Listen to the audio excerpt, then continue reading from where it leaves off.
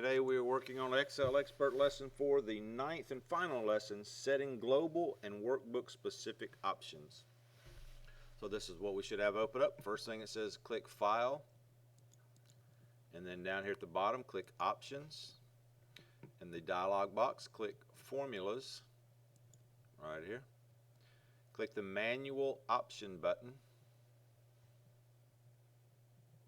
and click OK to save the setting. So this manual button right here, click that, then click OK.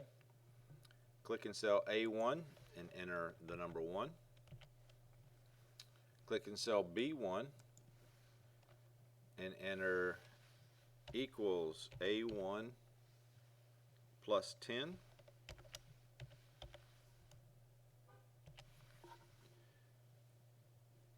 B1 now shows the value of 11, which is correct. Click in cell A1 and enter 10. Cell B1 is not changed to 20, which is what you would expect if Excel were performing the calculations automatically. You'll need to manually push Excel to recalculate the formula. Press the F9 key.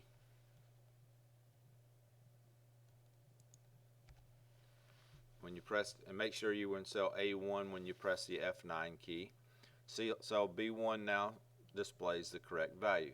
Note, alternatively, you could also force Excel to perform the calculation by clicking the Calculate Now in the Calculation group on the Formulas tab.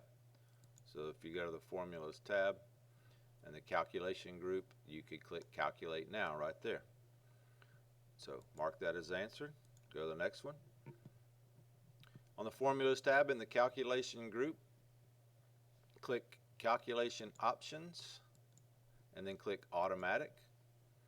Click in cell A1 and enter 20. Cell B1 now shows a value 30, which is correct because the formula automatically recalculated as soon as you change the value in cell 1.